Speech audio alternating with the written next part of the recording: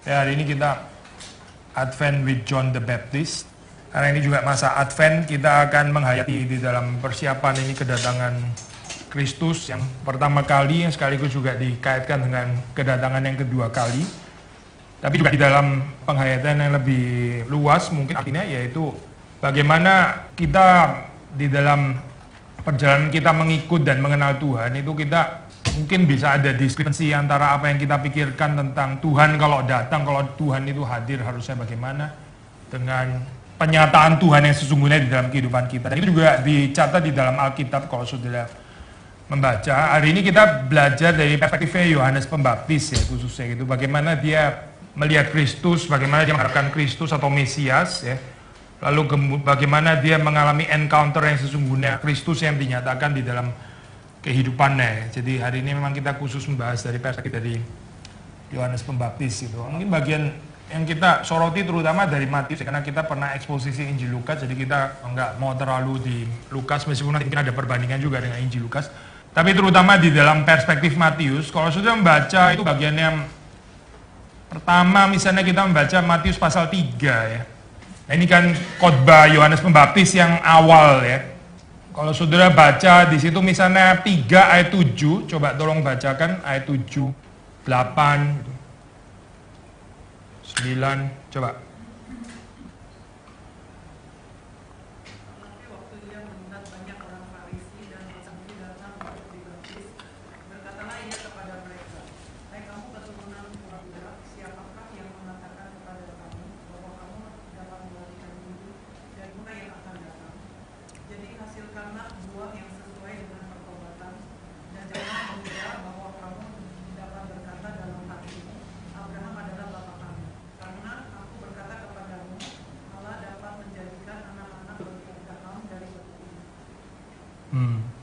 Kalau saudara lihat di situ terutama isi daripada khotbahnya itu apa gitu. Misalnya kalau kita simpulkan gitu. Tentang apa? Tentang pertobatan gitu kan ya. Tentang pertobatan, terus kemudian ini kalau cuma dua pilihan khotbahnya, lunak atau keras gitu. Jelas ya, khotbahnya keras gitu. Nah, saudara perhatikan waktu itu masih bisa disandung di ayat 9 sudah ayat 10 gitu ya. Tapi waktu dia membicarakan tentang Kristus yang akan datang, yaitu kan kita membaca di dalam ayat yang ke-11.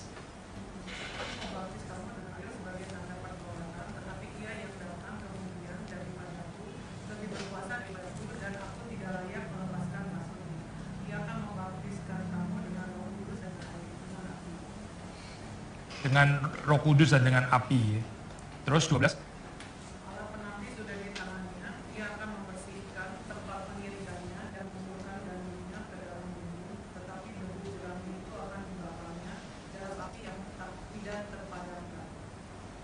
Kalau sudah lihat di dalam bagian ini ya, ini kan let's say kita baca di dalam satu picture yang jadi satu dengan perkataan-perkataan yang sebelumnya di situ ya.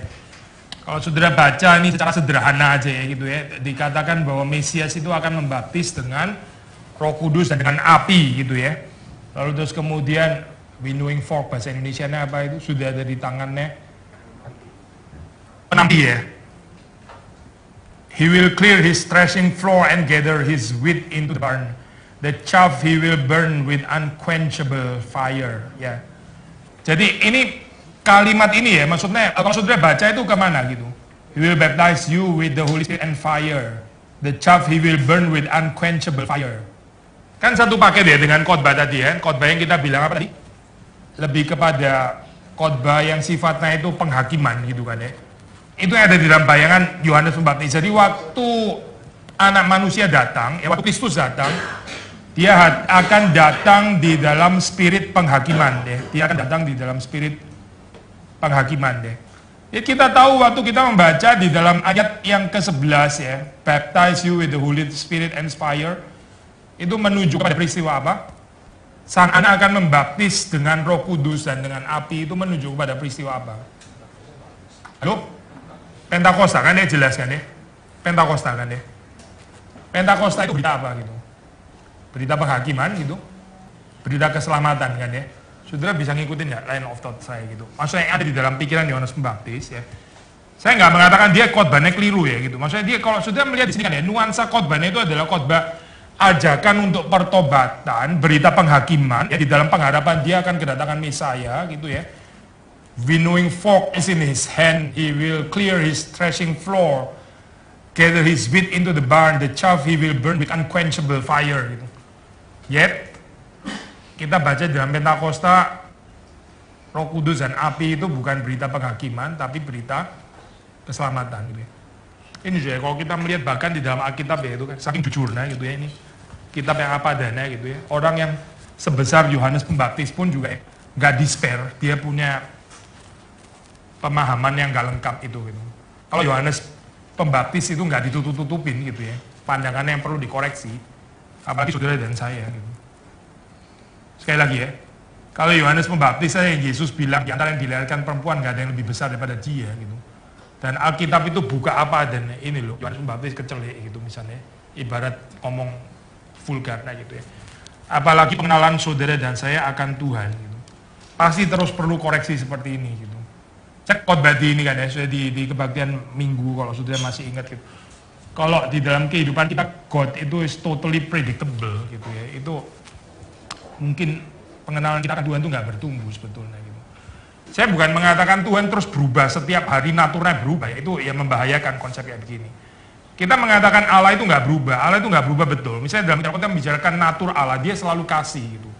Nggak ada perubahan dalam hal itu. Nggak pernah Tuhan itu kasih terus besok jadi kejam, nggak ada itu. Dia selalu kasih gitu kan ya. Secara natur itu nggak berubah. Tapi natur kasih ini dinyatakan di dalam ekspresi yang seperti apa. Nah itu loh yang bisa mengagetkan kita ya, mengagetkan Yohanes Pembaptis itu. Ini kan kita bisa bayangin waktu dia bicara tentang kamu keturunan ular duda, sudah bisa bayangkan intonasinya seperti apa kan ya. Pasti bukan dalam pengertian, gini loh ya, kamu itu sebetulnya keturunan ular beluda. Gitu. Kan gak mungkin kayak begini ya, pasti enggak lah gitu. Bukan itu kalimatnya gitu, tapi satu kalimat, saudara bisa bayangkan ini satu kalimat penghakiman yang luar biasa keras, di dalam passion yang kita percaya dipenuhi Roh Kudus itu, dia punya pandangan bahwa Mesias itu akan datang, akan melanjutkan penghakiman ini gitu. Ya Pentakosta ternyata lain gitu ya. Saya percaya Yohanes Pembaptis punya keterbatasan waktu membayangkan Pentakosta itu ya. Dia juga nggak tahu kalau ini penggenapnya di Pentakosta, dia mati juga gitu kan ya. Jadi dia nggak bisa bayangkan fulfillment-nya ini sebetulnya apa gitu. Mungkin dia punya bayangan sendiri gitu. Tapi nggak usah sampai ke Pentakosta lah. Pentakosta dia sudah meninggal gitu, dia nggak mengalami itu gitu. Tapi nggak usah jauh-jauh ya, di dalam Baptism of Jesus ya, di dalam perspektif Matius. Saudara baca dalam bagian itu ya, Yesus came from Galilee to the Jordan to John to be baptized by him. John would have prevented him saying, I need to be baptized by you and do you come to me? Saudara lihat ini ya, bagian ini ya, Yohanes Pembaptis ya, kedatangan Yesus ya, di dalam kehidupannya, yang ada dalam pikiran Yohanes Pembaptis adalah yang akan datang dengan kuasa penghakiman kayak begini ya. Terlebih dahulu itu harus datang kepada saya dan memberikan kepada saya itu konfirmasi di dalam baptisan dan sebagainya. Tapi ternyata yang datang itu bukan saja tidak membaptis Yohanes, tapi malah minta dibaptis oleh Yohanes gitu. Ini loh saya, unpredictability kayak begini loh. Ya, apa yang dibayangkan Yohanes Pembaptis tentang Kristus itu bukan Kristus gitu. Dia nggak sanggup membayangkan itu sampai kepada penyataan yang sesungguhnya. Nah, poin ini saya, kalau kehidupan kita bertumbuh ya, kita akan mengenal Tuhan ya di dalam pengertian yang seperti ini gitu. Waktu kita baca firman Tuhan, kita bertumbuh di dalam pengenalan. Apa yang tadinya kita pikir Yesus itu mesti gini, setelah kita baca firman Tuhan, setelah kita lebih bertumbuh, kita masuk ke dalam satu pengenalan yang lebih luas, dan kita makin menyerupai Kristus gitu. Kalau ini nggak terjadi, ya kita stuck di dalam gambaran yang kita bayangkan gitu. Saya nggak mengatakan itu harus gambaran yang sesat, bukan. Mungkin partially benar, but partially gitu. Belum komplit maksudnya ya. Saya ambil contoh sederhana ya. Tuhan itu kan the Lord of Righteousness, pasti gitu kan ya. Kita harap dia itu penghakimannya adil, begitu kan ya. Lalu dalam gambaran ini kita mungkin mengharapkan juga orang yang salah itu harus mesti langsung dihukum, gitu kan ya. Jadi kalau ada yang salah yang dinyatakan salah, yang benar dinyatakan benar gitu. Tapi ternyata dalam kehidupan jalannya nggak kayak begini gitu. Jalannya Yusuf itu bisa dipenjara ternyata gitu.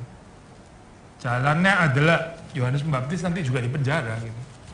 Dan dia ya either way lah ya, tafsirannya mana, goncang atau nggak goncang, tapi yang pasti gambarannya nggak seperti yang dibayangkan sesungguhnya gitu. Ini sih gambaran-gambaran kayak begini, ini yang bikin kita bertumbuh sebetulnya gitu. Tapi kalau kita mau terus status quo ya, terus insist dengan gambaran Tuhan, seperti yang kita terima dari sekolah minggu nggak boleh berubah begitu terus gitu, itu kita nggak berubah sebetulnya gitu. Di dalam kehidupan kita nggak semakin mengenal Tuhan gitu. Dan ini satu gambaran yang bahaya gitu, karena ya Tuhan seperti nggak bisa membentuk kita gitu. Sedang Yohanes Pembaptis raksasa kayak begitu aja dibentuk oleh Tuhan, apalagi saudara dan saya pasti kita harus dibentuk kan dalam bagian ini. So, waktu saudara membaca di bagian ini ya, peristiwa baptisan aja, right after ini ya, after Yohanes Pembaptis yang membayangkan Mesias akan datang dengan kuasa penghakiman gitu ya, the chaff he will burn with unquenchable fire. Terus di dalam bayangan Yohanes Pembaptis adalah kalau dia berjumpa dengan Mesias, ya Mesias yang baptis dia kan ya, memang lebih besar, betul juga lebih besar. Tapi yang nggak disangka-sangka adalah terus kemudian Yesus datang untuk dibaptis oleh Yohanes. Yesus adalah hakim, dia tetap hakim, nggak salah gambaran itu. Di dalam hal ini Yohanes Pembaptis nggak salah. Tapi kalau saudara lihat di dalam 13, 14, 15, terus kemudian Yesus mengatakan, let it be so now, for thus it is fitting for us to fulfill all righteousness. Ini penting saudara kalimat ini ya. Jadi Yesus, ya dia adalah Kristus, dia adalah Mesias. Waktu dia berada di dalam dunia, dia sendiri submit under the Torah. Dia fulfill all righteousness. Dia adalah Mesias, dan Mesias itu memang dia akan menghakimi, dan dia pasti akan menghakimi gitu ya. Tapi kalau sudah melihat di dalam bagian ini ya, itu kerendahannya, condescension itu ya, sampai memberi diri. Yohanes Pembaptis sendiri membaptis dia, supaya apa? Supaya all righteousness of Torah maksudnya ya, itu boleh digenapkan juga di dalam kehidupan Yesus Kristus. Itu nggak ada di dalam pikiran Yohanes Pembaptis gitu. Gambaran Allah yang bukan datang terus kemudian langsung membersihkan orang-orang Farisi itu misalnya ya, keturunan ular beludak itu misalnya gitu. Tapi justru malah gambaran yang merendah terus kemudian memberi diri dibaptis ya. Tapi firman Tuhan mengatakan dengan sederhana, then he consented ya. Kemudian dia consent, Yohanes Pembaptis ya. When Jesus was baptized, immediately he went up from the water, and behold, the heavens were opened to him. He saw the Spirit of God descending like a dove and coming to rest on him. Behold, a voice from heaven said, this is my beloved Son, with whom I am well pleased. Ini Matius ya, kalau sudah bandingkan dengan account yang lain, di situ sudah melihat ada perbedaan. Di sini adalah kalimat pengumuman kan. This is my beloved Son. Ini bukan you are my beloved Son. Ya, tapi this is my beloved Son. Itu bukan kalimat kepada Yesus Kristus, bukan gitu. Tapi kalimat kepada siapa? Paling sedikit kepada Yohanes Pembaptis itu. Ya sudah melihat di sini ya, ini dialektis ya kalau sudah boleh melihat dalam bagian. Satu sisi Yohanes Pembaptis seperti kayak kecelik gitu loh. Kan dia Mesias, dia besar. Harusnya dia yang membaptis saya gitu. Saya lebih rendah, saya dibaptis harusnya oleh Yesus Kristus itu. Tapi ternyata malah dia yang minta dibaptis saya gitu. Tapi terus segera setelah ini ada pengumuman dari atas itu ya. This is my beloved Son, with whom I am well pleased. Tetap ada transcendensi ya. Jadi condescension ya, perendahan gitu ya. Tapi juga terus kemudian dikonfirmasi, ini tetap adalah my beloved Son, with whom I am well pleased. Sangat eksklusif ya dalam bagian ini gitu. Untuk Kristus, dan yang paling perlu dengar di situ adalah Yohanes Pembaptis itu. Tapi apa ini maksudnya kalimat ini? Ya sekali lagi ya, dari perspektif Yohanes Pembaptis, dia belum mengerti sepenuhnya gitu. Tapi yang pasti di sini memang ini adalah Kristus Yesus ya, dan dia adalah anak Allah yang dikasihi, my beloved Son ya. Kalimat yang perlu didengar oleh Yohanes Pembaptis. Mungkin juga didengar oleh murid-murid yang lain. Mungkin, tapi paling sedikit itu didengar oleh Yohanes Pembaptis ya, paling sedikit yang perlu dengar pernyataan ini adalah Yohanes Pembaptis. Nah kalau sudah baca di dalam account yang lain di situ kan itu sangat intimate ya, pembicaraan antara the father and the son ya, pembicaraan dua pribadi. Tapi kalau dari perspektif Matius kan ini kan satu proklamasi ya. Nah, kita kalau baca di dalam perspektif Yohanes Pembaptis, kalimat ini penting sekali gitu. Memang ini untuk Yohanes Pembaptis itu. Paling sedikit untuk Yohanes Pembaptis.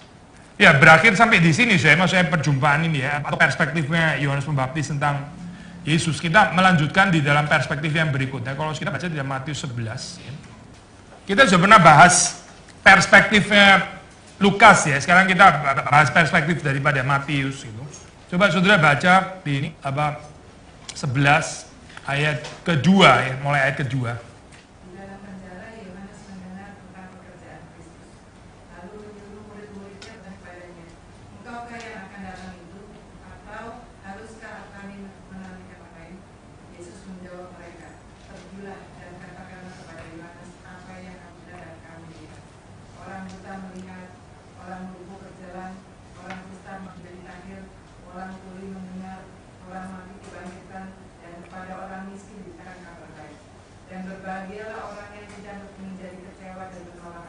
Ya, ini kan tafsiran klasik, saudara pernah ini kan ya, pernah baca di situ ya. Dikatakan bahwa di situ Yohanes Pembaptis itu ragu-ragu gitu ya. Sudah pernah dengarkan tafsiran ini kan ya. Kalaupun itu tafsiran kita terima ya, saya, itu cuma bisa diakomodir di dalam versi Matius gitu. Itu sudah pasti nggak bisa diakomodir di dalam versi Lukas gitu. Karena Lukas nggak mention sama sekali penjara. Yang ngomong penjara itu Matius gitu ya. Saya bukan berarti terus kemudian tadi sebetulnya dia di penjara atau enggak gitu.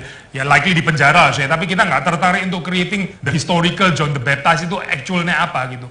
Yang kita lebih tertarik ini perspektifnya saya. Perspektifnya Lukas nggak mau sebut penjara. Kalaupun Yohanes Pembaptis di penjara, Lukas nggak tertarik ngomongin Yohanes Pembaptis di penjara. Sementara Matius ngomongin Yohanes Pembaptis di penjara gitu ya. Itu waktu perbedaan kayak begini, ini matter saya gitu. Bukan cuma masalah satunya lupa, nggak sadar kok Yohanes Pembaptis di penjara, kenapa nggak ngomong di penjara? Yang satu kenapa mesti ngomong penjara gitu. Istilah penjara itu penting gitu untuk perspektif Matius gitu.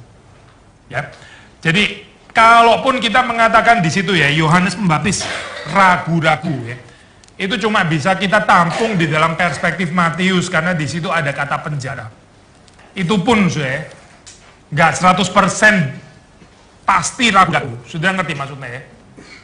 Cuma ngomong penjara, bukan berarti orang di penjara semua ragu-ragu loh. Apa nggak mungkin orang di penjara imannya kuat gitu misalnya? Ini kan tafsiran saya sebetulnya. Nah kebayang poin ya. Orang di penjara, saudara pikirkan dia di penjara terus dia pasti ragu-ragu gitu. Orang di penjara semuanya pasti kecewa gitu. Orang di penjara pasti semuanya depres. Kan nggak tentu ya sebenarnya gitu. Jadi tafsiran itu mungkin boleh ya. Saya percaya legitim karena ada kata penjara. Tapi kalau dibilang sebagai satu tafsiran yang mutlak pasti dia ragu-ragu. Sebetulnya juga nggak bisa dipastikan 100% loh. Nah kayak poin ini ya. Tapi katakan lagi deh, karena kita sudah kebiasaan dengan tafsiran klasik Yohanes ragu-ragu. Boleh juga sudah tafsir kayak begitu ragu-ragu dalam pengertian ini saya.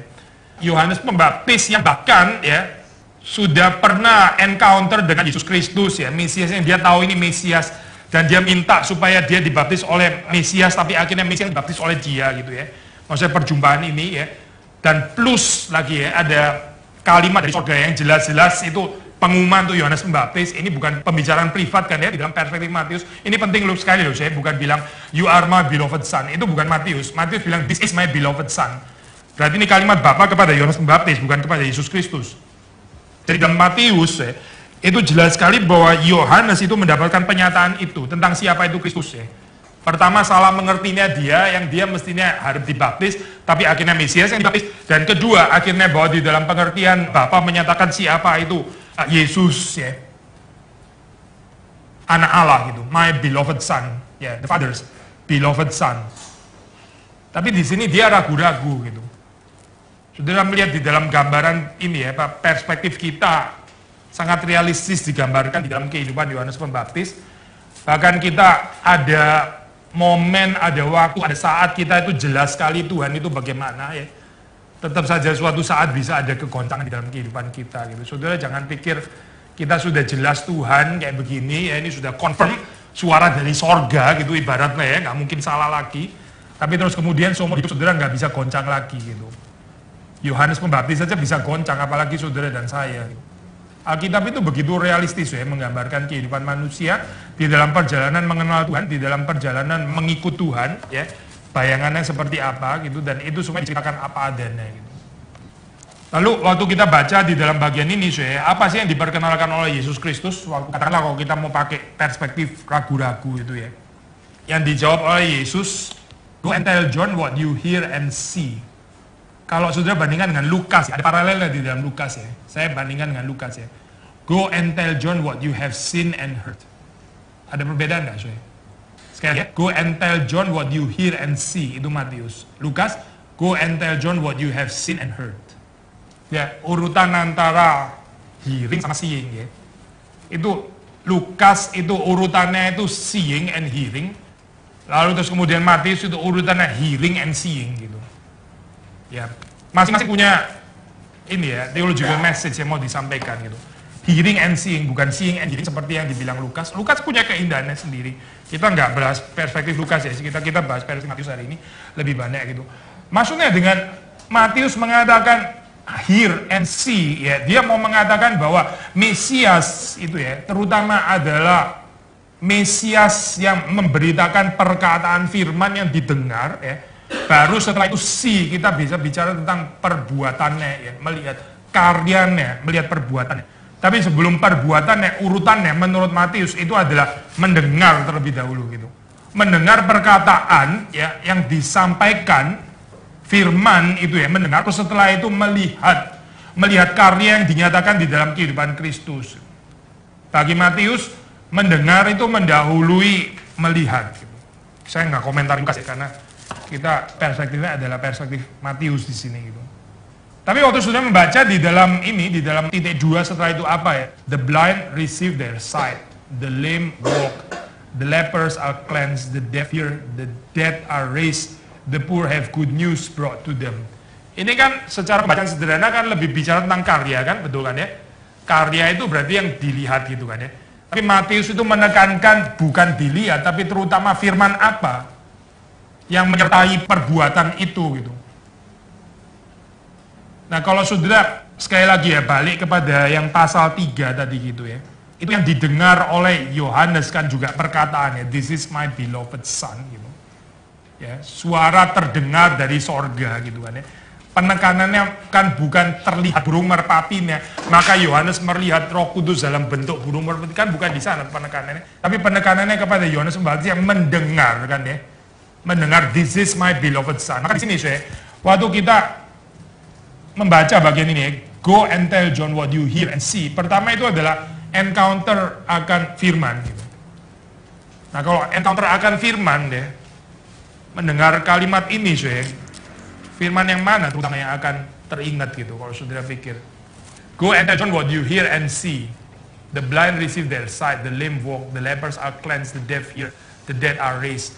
Yang kita nggak tahu pasti ya, apakah Yohanes Pembaptis sendiri ya mengetahui ini from first hand experience atau dia dengar dari orang lain, itu nggak bisa dipastikan dari ayat ini gitu.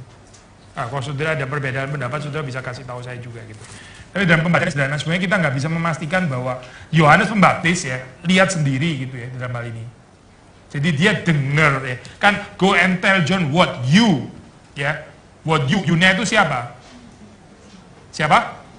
Ya muridnya Yohanes kan ya. Kan Yesus nggak bilang go and tell John what he has seen and heard atau has heard and see, kan enggak ya?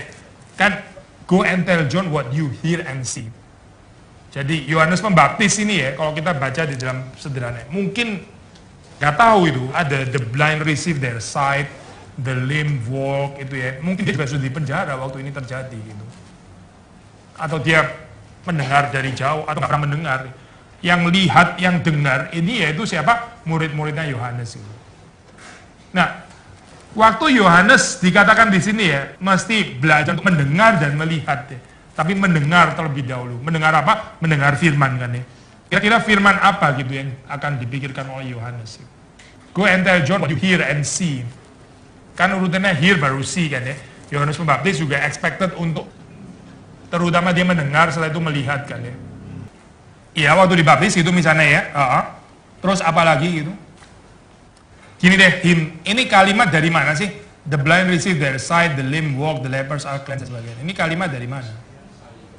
Iya betul kan ya, dari Yesaya kan, itu kan nubuatan di dalam Yesaya kan ya. Nah, kalau itu nubuatan daripada Yesaya, ya maksudnya ini adalah yang lebih besar daripada semua nabi yang pernah ada. Kita safely bisa assume bahwa Yohanes Pembaptis tahu dong ayat itu harusnya kan, betul kan ya? Ini safely assume gitu ya. Yohanes Pembaptis kan lebih besar daripada semua, masa dia nggak tahu nubuatan ini gitu di dalam kitab Yesaya gitu. Kita assume dia tahu gitu kan ya. Jadi Yesus waktu menjawab kalimat ini ya, dia bukan menjawab dengan kalimat iya atau tidak begitu kan. Iya betul itu saya gitu. Itu sederhana coba kayak gini kan ya. Yohanes tanya ragu-ragu terus gitu, namanya orang ragu-ragu ya. Sudahlah ragu-ragu tinggal dikuatkan saja gitu. Kan orang ragu-ragu jangan dibikin tambah pusing gitu kan ya. Sudah mau jatuh gitu kan ya. Kalau saudara lihat orang mulai gini-gini gitu ya. Saudara gimana coba kira-kira gitu. Ini ilustrasi aja. Saudara orang jatuh sudah gini-gini gitu. Kira-kira gimana? Gimana? Kita angkat dong, pegang gitu kan ya. Betul kan ya? Itu kan wajar tuh kayak gini ya. Masa saudara bilang, coba di situ tuh railingnya di situ yang bisa dipegang. Itu tuh sebentar lagi, jangan dikit lagi bisa pegang itu. Agak nggak wajar kan kayak gini kan ya. Nah kembali saya. Sudah pegang kan langsung namanya orang sudah gini-gini gitu loh. Tapi coba saudara lihat reaksinya Yesus. Ini ibaratnya kalau orang sudah gini-gini gitu kan ya. Tinggal ngomong, iya ini saya, jangan ragu-ragu lagi. Selesai kan ya? Tapi coba lihat jawabannya Yesus. Go and tell John what you hear and see. The blind receive their sight. Ini ibarat seperti yang ngomong itu loh, railing di situ. Kalau bingung pegangan di situ, tolong dong ingat Yesaya. Pernah baca Yesaya kan itu? Wih rumit ya kayak gini ya. Maksudnya ini orang sudah kalau ragu-ragu ya. Kalau seandainya saya kan tadi pertahankan perspektif ragu-ragu ya. Yang saya bilang sebetulnya juga nggak mutlak sih ragu-ragu gitu. Tapi seandainya kita terima tafsiran ragu-ragu, ini kan jawaban yang detur kayak begini kan sebetulnya gitu. Tapi inilah saya pertumbuhan kerohanian yang sesungguhnya gitu. Dari perspektifnya Yohanes Pembaptis, Advent itu apa sih? Advent itu kita sendiri bergumul di dalam mengenal Tuhan gitu. Dan Tuhan nggak memberikan kepada kita tuh easy solution. Tuhan nggak memberikan kepada kita, ya, tidak, berhenti, maju, kanan, stop, 2 meter lagi, stop, gitu kan ya, 2 hari lagi, jalan, gitu kan. Itu robot kayak begitu gitu. Kalau kita bertumbuh ya, di dalam kehidupan kita, Tuhan memberikan kepada kita prinsip, kita masih bergumul gitu. Maksudnya, go and tell John what you hear and see. Ini betul-betul what you hear. Maksudnya, lu pernah dengar nggak ya kitab Yesaya gitu kan? Bukan cuma dengar peristiwa ini gitu. Tapi kamu dengar nggak apa yang ditulis di dalam Yesaya itu firman lo gitu. Even sebelum Yesus sudah firman itu loh. Kamu dengar nggak itu firman itu gitu ya? Lalu kalau kamu dengar ini, coba kaitkan dong, the blind receive their sight, the lame walk, the lepers are cleansed, the deaf hear dan sebagainya gitu.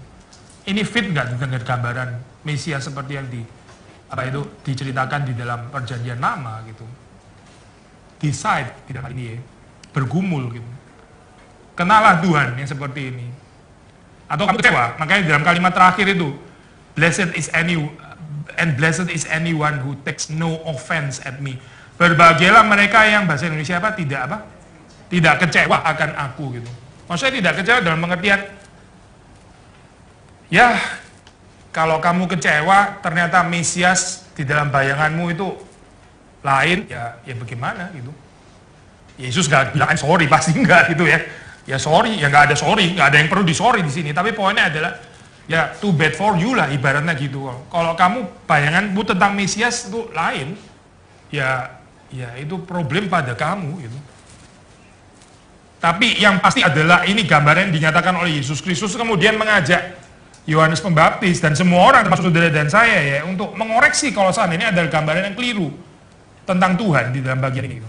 Gambarannya apa sih saudara itu? The blind receive their sight, the lame walk, the lepers are cleansed. Maksudnya mau dikatakan di sini adalah kerajaan Allah sudah datang gitu. Dan datang itu di dalam pengertian apa saudara? Deeds of mercy, tindakan-tindakan belas kasihan. Ya, saudara masih ingat ya tadi kita mulai dengan gambaran Yohanes Pembaptis. Dia bayangin Mesias gimana? Gimana? Ya, tegas, menghakimi, ya, ada bawa winnowing fork dan sebagainya. Itu nggak salah loh saya, ini nggak salah. Yesus pasti akan datang dengan cara seperti itu. Pasti akan memurnikan gerejanya. Nggak salah gambaran itu ya. Tapi gambaran yang parsial ini loh saya, nggak melihat ini ya, saudara di dalam khotbahnya Yohanes Pembaptis, nggak ada pembicaraan tentang mercy di dalam bagian itu. Ya oke lah, kalau sudah bilang ajaran repentance itu sendiri juga menyatakan kesempatan untuk bertobat and therefore ada forgiveness of sin setelah itu. Dan karena itu juga mercy somehow included, ya betul juga lah, sudah bisa ngomong kayak gitu. Anggapnya maksudnya ini poinnya. Karena ajaran untuk bertobat berarti secara sincere kemungkinan bertobat itu masih ada. Nah kalau orang bertobat apa ya berarti pengampunan dosa, begitu kan ya. Berarti bukan gak ada mercy. Oke, fine gitu kan ada. Tapi kalau sudah lihat kalimat-kalimatnya, itu kan lebih merupakan kalimat penghakiman kan sebenarnya. Ini mirip seperti Yunus suatu khotbah di Niniwe itu. Sesungguhnya Niniwe akan ditunggang balikan. Itu kan nggak ada kalimat merciful di situ. Tapi akhirnya Tuhan yang merciful gitu kan ya. Ya ada sedikit kemiripan saya kalau sudah di dalam perspektifnya Yohanes gitu ya. Dia mengharapkan Tuhan itu datang righteousness itu maksudnya orang-orang munafik kan beresin semua satu persatu. And yet waktu Yesus bilang the blind receive their sight, the lame walk, the lepers are cleansed, the deaf hear. Datangnya kerajaan Allah and His righteousness gitu kan ya. And His righteousness apa saya? Ini deeds of mercy. Jadi orang-orang yang buta, ya yang miserable inilah ya, orang-orang kusta, yang tuli, yang pincang, ya bahkan yang mati, ya itu mendapat pertolongan Tuhan gitu. Itu inisiasi kingdom of God. Ya. Baik Yesus Kristus maupun Yohanes Pembaptis bicara tentang kingdom of God. Tapi pandangannya Yohanes Pembaptis tentang Kingdom of God mungkin berbeda, nggak sekomplit bagian ini gitu. Makanya Yesus bilang at the end, blessed is anyone who takes no offense at me gitu. Kamu terkoreksi pandangan kamu tentang Kingdom of God gitu. Berbahagia kalau kamu nggak menjadi kecewa gitu. Kingdom of God di dalam apa sih? Sekali lagi ya, ini ya, tindakan belas kasihan orang-orang yang susah itu ditolong. Lalu orang bisa tanya, bagaimana dengan orang munafik itu? Bagaimana dengan khotbah saya? Keturunan ular bludak itu jadi gimana nasibnya gitu? Jangan-jangan saya ngomong keras nggak ada artinya ini. Mental semua gitu ya. Saya sudah capek-capek memberikan kalimat penghakiman, tapi ternyata nggak ada kenyataannya, nggak ada fulfillment-nya. Kok jadi lembek gini gambaran ini saya? Mungkin saja loh saya gambaran kayak gitu. Mengharapkan penghakiman dari Tuhan dinyatakan. Bahkan sampai pemenuhan dalam Pentakosta pun juga terhadap berita keselamatan gitu kan. Lalu di sini yang digambarkan adalah tindakan belas kasihan gitu. Bukan cuma itu saya sudah pernah bahas ini pengulangan deh. Kalau sudah baca di dalam Yesaya ini kan kutipan daripada dua tempat ya di dalam perjanjian lama itu. Sebenarnya kalau sudah baca secara lengkap dua tempat itu ya. Satu tempat yang lain itu mengatakan selain ini ya, ini bisa diteruskan lagi, yaitu orang-orang di prison itu akan dibebaskan. Gitu. Tapi bagian itu nggak ada di sini. Matius bilang Yohanes ini di prison loh gitu. Maksudnya nubuatan lengkapnya ya, di dalam perjanjian lama itu selain the blind receive their sight, the lame walk, the lepers cleanse, deaf hear, the dead are raised, and the poor have good news brought to them. Itu sebetulnya boleh ditambah satu lagi, yaitu orang-orang yang di prison itu akan dibebaskan gitu. Mana bagian ini gitu. Bagian ini nggak ada. Dan ini justru yang Yohanes Pembaptis paling perlu kan sebenarnya kan ya. Ini yang dia bicara tentang righteous mana gitu ya. Saya sudah khotbah keturunan bludak gitu kan. Mestinya kan mereka yang kena penghakiman. Sekarang malah saya yang dipenjara. Sulit ya, mengenal Tuhan kayak begini ini sulit tuh. Kalau mengenal Tuhan setelah ngomong keturunan luar budak bener-bener terus itu mereka dihabisin gitu ya. Mereka di penjara gitu ya ini nyambung gitu. Konsisten dengan pengenalan saya, pas, predictable, persis seperti yang saya ngomong gitu kan ya. Tapi dia sudah ngomong kayak begini, bukan saja keturunan ular beludak itu tidak dihukum sepertinya ya, tetap berkeliaran, tapi bahkan Yohanes Pembaptis yang sekarang kecemplung di penjara gitu. Dan bukan saja itu, kalimat ini ya dari perjanjian lama yang maksudnya sangat cocok untuk di existentially juga nggak muncul lagi di bagian ini gitu. Ini Mesias ini sengaja atau bagaimana gitu ya? Kalau pikir negatif gitu loh maksudnya saya. Jangan pikir negatif tentang Tuhan ya saya. Kalau sudah pikir negatif tentang Tuhan, saudara yang hancur loh. Bukan Tuhan yang hancur gitu. Tapi bagian ini saya, kalau sudah melihat ini pencobaannya di situ ya, atau ujian imannya adalah belajar melihat kedatangan ini ya, kerajaan Allah itu kepada orang-orang yang toh juga adalah orang-orang yang dilayani oleh Yohanes Pembaptis. Sementara Yohanes Pembaptis sendiri dan nanti juga akhirnya Yesus Kristus menjalani jalan salib ini gitu. Kita mengenal Tuhan ya, bukan ini sudah pasti gak cocok langsung sama teologi ya. Sudah ikut Tuhan, sudah diberkati dan sebagainya. Kalimat itu nggak sepenuhnya salah, pasti ada pemeliharaan Tuhan kita tahu kan ya. Orang benar tidak akan kekurangan. Ini kan janji Tuhan gitu kan ya. Tapi kalau kita terus menghayati dalam bagian ini ya, saya khawatir nanti kita nggak mengerti jalan salib yang diwajibkan kita di dalam ajaran kitab suci itu sebetulnya apa gitu. Ini sulit bagian ini. Gitu. Yohanes Pembaptis sendiri mesti di penjara gitu dan gak keluar kan, setelah itu dia mati gitu. Gak ada cerita pembebasan, dia keluar terus habis itu dipulihkan, divindicate ya, ala kitab Mazmur gitu ya. Tuhan membela orang-orang benar, gak ada itu saya di dalam.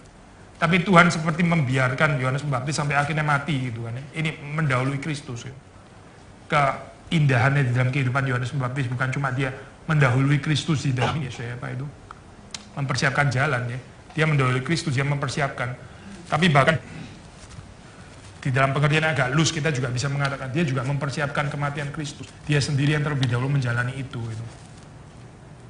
Beautiful ya saya, kehidupannya Yohanes Pembaptis itu. Dan Yesus mengatakan, blessed is anyone who takes no offense at me. Kalimat ini keras ya, betul-betul keras untuk Yohanes Pembaptis. Gak ada penghiburan di sini ya, tapi penghiburan adalah blessed itu gitu, dalam kata itu. Berbahagia kalau kamu nggak tersandung, kalau kamu nggak menjadi kecewa gitu. Berbahagia gitu. Berbahagia karena Yohanes Pembaptis mendahului Kristus di dalam ini, jalan salibnya gitu. Yohanes Pembaptis gak disalib sih ya, tapi jalan salib dalam pengertian yang luas maksud saya gitu.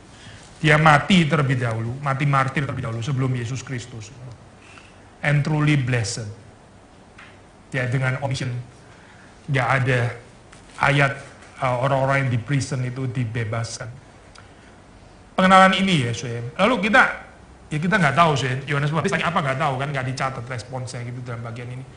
Yang kita tahu, memang fokusnya di sini seperti komentar mengatakan, fokusnya itu bukan pada Yohanes Pembaptisnya gitu, tapi pada Kristusnya pasti kan ya. Juga bukan pada keraguan-raguan Yohanes Pembaptisnya, kalaupun kita bilang dia ragu-ragu. Dan juga bukan fokusnya, setelah Yohanes Pembaptis dengar ini, dia apa terus responsnya? Alkitab nggak tertarik mencatat responsnya Yohanes Pembaptis setelah ini apa gitu. Karena Yohanes Pembaptis ini waktu kita baca, ya ini saudara dan saya gitu dalam posisinya Yohanes Pembaptis. Yang penting dicatat Alkitab mungkin bukan responsnya Yohanes Pembaptis, tapi respons pembacaan Matius ini apa setelah itu? Yang menempatkan diri di dalam posisinya Yohanes Pembaptis. Waktu Yesus mengatakan, blessed is anyone who takes no offense at me. Saudara jangan tanya dari curiosity, jadi sebetulnya Yohanes Pembaptis takes offense atau enggak ya sebenarnya? Enggak penting, yang penting itu saudara dan saya takes offense atau enggak. Pembacaannya Matius ya, saudara dan saya termasuk pembaca kontemporer, ini takes offense atau tidak gitu. Makanya di sini dibikin gantung, karena enggak penting respon Yohanes Pembaptis. Yang penting adalah sudah di dalam perikop berikutnya bagaimana terus kemudian Yesus Kristus itu affirm ya posisinya Yohanes Pembaptis itu. Jesus began to speak to the crowds about John. What did you go into the wilderness to look at? A reed shaken by the wind? When then did you go out to see someone dressed in soft robes? Look, those who wear soft robes are in royal palaces. Maksudnya ini kontras gitu kan ya. Herodes gitu misalnya ya, orang-orang yang di istana, raja-raja yang powerful itu ya. When then did you go out to see a prophet? Yes, I tell you, and more than a prophet. Maksudnya sedih kalau kita baca di dalam perspektif ini penderitaan yang akan dialami oleh Yohanes ya, memang sudah pasti kontras dengan kemewahan, kegagahan raja-raja itu gitu, yang ada di royal palaces. Ini nggak nyambung sama kehidupan Yohanes Pembaptis gitu. Jadi jangan mengharapkan Yohanes Pembaptis seperti itu gitu. Misalnya ya, kan dia disebut sebagai Elia gitu kan ya. Elia itu gimana? Elia itu matinya naik kereta itu berapi. Ini Yohanes Pembaptis kan.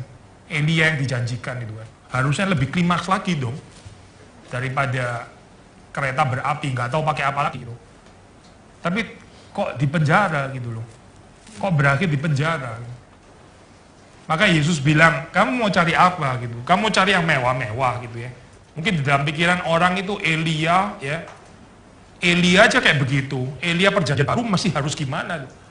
Lalu kalau yang dinubuatkan oleh Elia Mesias itu masih lebih gimana lagi gitu kan? Ya. Kecewa gitu. Mesiasnya akan mati di atas kayu salib. Yang mempersiapkan Mesias mati di penjara. Gitu. Maka Yesus bilang, kamu cari apa gitu? Kamu mau cari kemenangan ala dunia itu Herodes. Prophet itu bukan itu. Prophet itu kalau sudah baca di dalam Matius, di dalam sabda bagian terakhir ya, dikatakan, berbahagialah kalau kamu dianiaya karena namaku, karena demikian nabi-nabi sudah mendahului kamu. Sudah lihat karakteristik nabi-nabi yang asli, itu dianiaya, sudah dipersecute gitu. Persecution. Lalu kalau kita persecuted ya, berarti kita sudah betul on the right track. Di dalam pihak yang sama dengan nabi-nabi yang juga dianiaya. Maka waktu Yesus bilang, kamu cari apa gitu ya? Kamu cari yang megang kayak dress in soft robe, itu di royal palace. Kamu salah gitu. Jadi Yesus mengoreksi pikiran Yohanes ya. Tapi Yesus juga mengoreksi pikirannya orang, pertama ya tentang dia sendiri, tentang Mesias itu, tapi juga tentang Yohanes yang mempersiapkan dia, mempersiapkan Mesias. Gambaran yang mempersiapkan Mesias itu bukan terus kemudian dikeluarkan dari penjara, terus kemudian keadilan Tuhan dinyatakan kepada yang menjara di dalam hal ini gitu kan ya. Kalau kamu cari Herodes ya itu tempatnya di royal palace. Tapi kamu cari apa? Kamu cari nabi. Betul. Ya, I tell you, more than a prophet, lebih daripada nabi. This is the one about whom it is written, see, I'm sending my messenger ahead of you, who will prepare your way before you. Truly I tell you, among those born of women, no one has arisen greater than John the Baptist. Gak ada yang lebih besar daripada dilahirkan oleh perempuan yang lebih besar daripada Yohanes Pembaptis. Yohanes Pembaptis itu yang terbesar, dikonfirmasikan ya oleh Yesus Kristus. Gitu. Tapi terus kemudian nggak berakhir sampai di sini ya. Yesus mengatakan yang terkecil di dalam kerajaan sorga itu lebih besar daripada dia. Yang terkecil di dalam kerajaan sorga, anak-anak kecil gitu ya, yang bukan nabi dan sebagainya, itu lebih besar daripada Yohanes Pembaptis. Kita sudah pernah jelaskan bagian ini cuy ya. Kebesaran Yohanes Pembaptis itu bukan karena khotbahnya dia yang penuh dengan kuasa penghakiman dan sebagainya, bukan di situ cuy. Dia besar karena dia paling dekat dengan Kristus gitu. Dia besar karena dia yang mempersiapkan Kristus. Nggak ada nabi mempersiapkan Kristus lebih dekat kecuali Yohanes Pembaptis. Di dalam hal ini, Yohanes Pembaptis itu menunjuk pada Kristus. Lalu Yesus bilang ya, orang-orang yang di dalam kingdom of heaven. Ini kan berarti gini ya, ini kalau lihat dari sana, ini nabi-nabi kan menubuatkan kepada Kristus kan ya. Ini nabi-nabi dari jauh, yang paling dekat siapa? Yohanes Pembaptis ya, dia yang paling besar daripada semuanya. Lalu Yesus bilang, di dalam kerajaan Allah yang paling kecil, itu lebih besar daripada Yohanes Pembaptis. Yang di sini lebih besar karena apa saya? Bukan karena khotbahnya lebih berkuasa daripada Yohanes Pembaptis. Kayaknya susah ya saya. Khotbah lebih kuasa daripada Yohanes Pembaptis, kayaknya susah gitu ya. Jadi kenapa di sini lebih besar daripada Yohanes Pembaptis? Karena yang di sini, ini setelah peristiwa salib, Yohanes Pembaptis nggak bisa lihat salib. Dia cuma bisa menunjuk dari jauh. Dia sendiri nggak bisa melihat salib. Gitu. Yang di sini ini lebih besar daripada Yohanes Pembaptis karena bisa menyaksikan salib di belakangnya. Ini Yesus sudah komplit. Itu apa artinya jalan salib sudah selesai gitu. Saudara dan saya menurut ayat ini kita lebih besar daripada Yohanes Pembaptis. Tapi jangan GR ya, terus asal kita lebih saleh lah, lebih apa, lebih ada urapan. Poinnya bukan di situ, saya. Poinnya adalah karena salib. Gitu. Poinnya adalah karena kita melihat kemuliaan Tuhan dinyatakan di atas kayu salib, Kristus yang mati dan bangkit itu. From the days of John the Baptist until now, the kingdom of heaven has suffered violence and the violent take it by force. Jadi waktu kingdom of heaven itu ya, turun itu dinyatakan. Sekali lagi ya, jangan lupa tadi ya, karena ada tindakan-tindakan yang beautiful itu ya. The blind receive the sight, the lepers cleanse dan sebagainya itu kan ya. Tapi sudah lihat di sini juga ada violence ya. Yohanes Pembaptis sendiri suffered violence di penjara. Yesus juga akan suffered violence. Jadi kingdom of God itu bukan cuma gambaran yang tadi ya, misalnya yang buta melihat itu ya, itu kingdom of heaven. Tapi juga ini loh saya gambaran. Suffered violence, the violent take it by force. Ada violence di sini ya. For all the prophets and the law prophesied until John came. And if you are willing to accept it, he is Elijah who is to come. Dialah Elia yang akan datang itu. Let anyone with ears listen. But to what will I compare this generation? It is like children sitting in the marketplaces and calling to one another.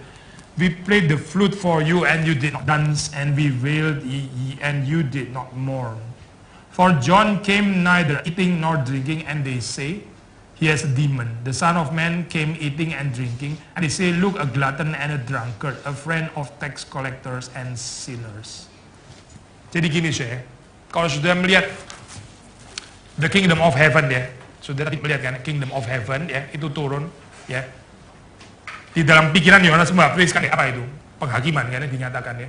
Kingdom of heaven, the winnowing fork itu tadi kan ya. Tapi ternyata Yesus datang terus kemudian dia bicara kepada Yohanes Pembaptis, suruh sampein orang, coba lihat orang buta melihat ya. Orang tuli mendengar, orang mati dibangkitkan. Ini kingdom of heaven ya. Tapi terus kemudian Yesus juga bilang ada violence di sini ya. Itu juga dikaitkan dengan the presence of the kingdom of heaven, ada violence gitu. Violence-nya siap merugikan orang-orang yang diutus oleh Tuhan, seperti Yohanes Pembaptis salah satunya gitu kan ya. Violence itu. Tapi terus kemudian kalau saudara melihat di sini ya, gambarannya waktu Yesus mengatakan kehadiran kerajaan Allah ya, ini seperti kayak dua versi yang dua-dua kerajaan Allah gitu. Ada versi Yohanes Pembaptis yang highly ascetic ya, yang sangat menyangkal diri ya, makannya itu belalang, terus pakai pakaian kulit unta ya. Terus kemudian ada Yesus Kristus yang suka pesta gitu ya, makan-makan. Kita versi Yesus ya, bukan versi Yohanes Pembaptis gitu. Kerajaan Allah itu datang di dalam dua versi ini ya. Dua-duanya ini kerajaan Allah gitu. Jadi bukan model ini yang kerajaan Allah, ini yang bukan, atau ini yang kerajaan Allah, ini yang bukan.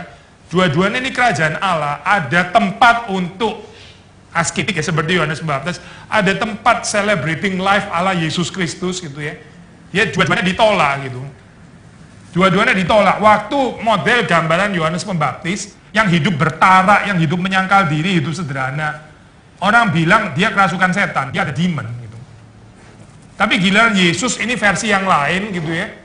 Secara logika mesti model kayak gini diterima kan? Enggak juga. Mereka bilang ini adalah orang rakus, pemabuk, glutton, apa itu? Rakus ya ngomongnya, pelahap ya di situ ya. Pelahap dan pemabuk, teman orang-orang berdosa, pemungut cukai dan sebagainya. Jadi mau dapat versi ini gak diterima, versi yang Yesus Kristus juga gak diterima gitu. Mereka menciptakan versi mereka sendiri yang bukan kerajaan Allah gitu. Mereka menciptakan gambaran mereka sendiri tentang Mesias itu harusnya seperti apa gitu ya. Dan mereka juga gak bisa menerima atau alias menolak versi yang dihadirkan oleh Yohanes Pembaptis gitu. Jadi di sini kalau sudah melihat Yesus seperti merestorasi ya, kita bisa pakai kalimat ini ya. Di dalam gambaran Yohanes Pembaptis yang katakanlah pengertian dia itu parsial tentang kerajaan Allah. Tapi Yesus affirm bahwa sebetulnya kehidupan Yohanes Pembaptis itu tetap participate in the kingdom of God gitu. Melalui kalimat ini ya. Yohanes Pembaptis yang hidupnya sederhana ya, sangat asketik ini, itu juga kerajaan Allah gitu.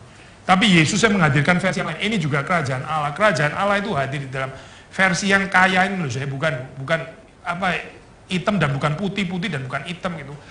Bukan gambaran kayak begini, saya bukan gitu. Tapi dua-duanya bisa merupakan ekspresi kerajaan Allah.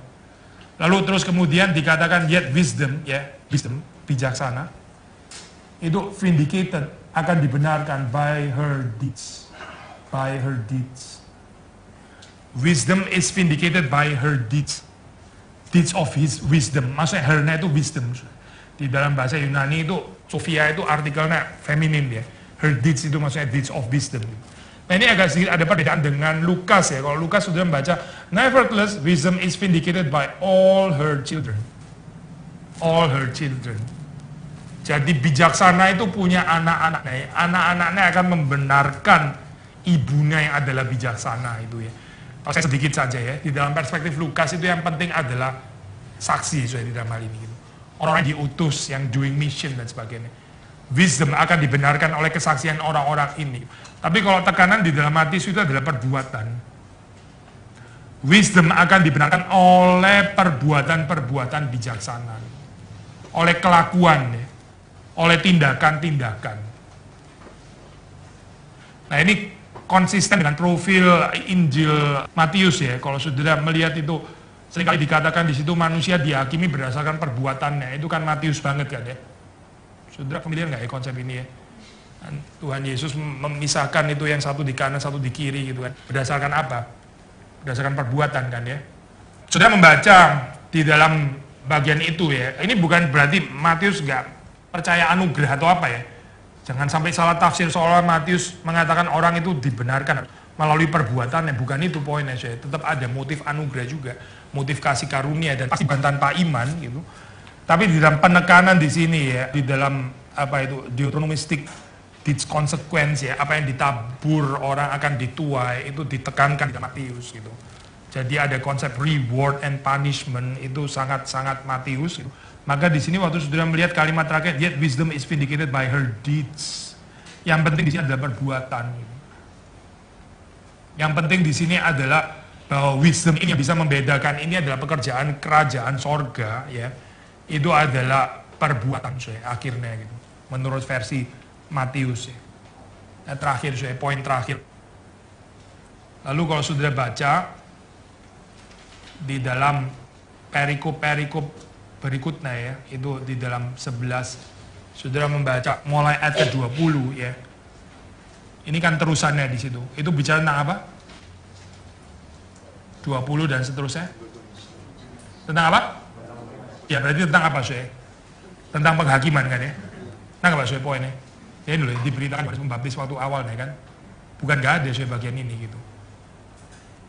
Yohanes Pembaptis pertama kali khotbah kan bicara tentang penghakiman kan ya. Tapi terus dia kecelek, loh kok gini gitu kan ya.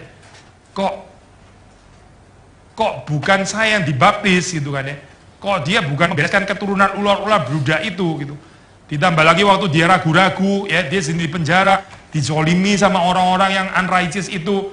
Kok lagi-lagi Yesus bicara tentang deeds of mercy? Gimana sih pikiran saya ini kacau semua atau bagaimana? Tapi Matius menyajikan di dalam perikop ini ya, penghakiman bukan gak ada loh, saya bukan gitu. Still gitu. Di dalam hal ini Yohanes gak salah juga waktu dia membicarakan penghakiman. Karena penghakiman itu ada gitu. Tapi penghakiman ini terjadi karena apa saya? Karena penolakan kan ya. Penolakan berita yang disampaikan oleh Yohanes Pembaptis. Yohanes Pembaptis sendiri berita penghakiman nggak diterima ya, lu menghakiman orang-orang itu menganiaya Yohanes Pembaptis ya.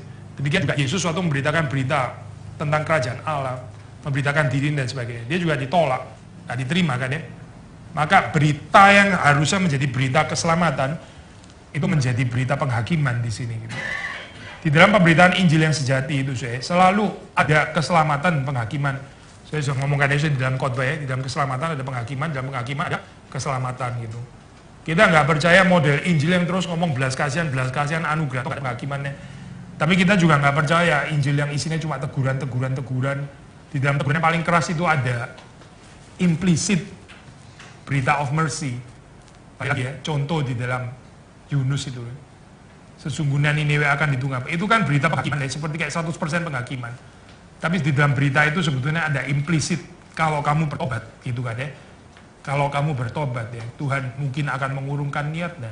Jadi dipahami oleh orang-orang Niniwe itu. Siapa tahu Tuhan itu mengurungkan niat, siapa tahu gitu kan. Jadi di dalam berita penghakiman ada berita keselamatan, dan di dalam berita keselamatan sudah melihat ada penghakiman. Nah ini bukan kebetulan ya, saya pikir waktu Matius pasal ke-11 itu ayat 20 dan seterusnya, itu bicara tentang penghakiman. Ya, jadi ini sekali lagi waktu bicara tentang datangnya kerajaan Allah, ya ada deeds of mercy, ada pengampunan, ya, ada inclusion of the poor and the needy dan sebagainya. Itu datangnya kerajaan Allah, tapi juga tetap ada penghakiman gitu bagi orang-orang yang menolak gitu. Dan itu ya bagian yang ingin dinyatakan Tuhan di dalam kehidupan kita. Waktu kita mengenal Tuhan ya, mungkin nggak seperti yang kita bayangkan, mungkin kita juga banyak keceliknya, mungkin kita juga bisa kurang lengkap ya, mungkin kita salah mengerti waktunya kapan dan seterusnya ya. Itu perjalanan kehidupan mengikut Tuhan yang bikin kita bertumbuh ya itu gitu. Tapi jangan lelah waktu Tuhan terus-menerus mengoreksi picture kita tentang Mesias itu sebetulnya siapa gitu. Advent itu apa sih ya? Advent itu bukan penantian hal yang klise gitu ya. Itu seperti tahun ini gini lagi, tahun depan juga setiap tahun ya gini terus, saya tahu. Ntar candlelight service lah, terus gelap lagi lah, terus ada lilin lah, terus saya mesti doa-doa gitu lagi lah, ulang terus kayak klise ya begitu. Advent bukan itu, saya bukan gitu. Advent itu setiap tahun ya kita mengenal Tuhan lebih baik ya, kita masuk ke dalam pengenalan akan Kristus itu tahun demi tahun itu terus menerus makin komplit, dan kita dikoreksi, kita semakin mengenal Tuhan gitu. Despite ya seperti Yohanes di dalam keadaan yang diperlakukan tidak adil ya, suffering unrighteousness, violence, di penjara, dan seperti gak menerima janji pembebasan, padahal itu betul-betul ada di kitab perjanjian lama, tapi kok itu justru nggak dihadirkan di dalam kehidupan Yohanes Pembaptis. Yesus Kristus mau membuat Yohanes Pembaptis mempersiapkan jalan penderitaan itu. Di situ dia betul-betul mengalami persekutuan dengan penderitaan Kristus.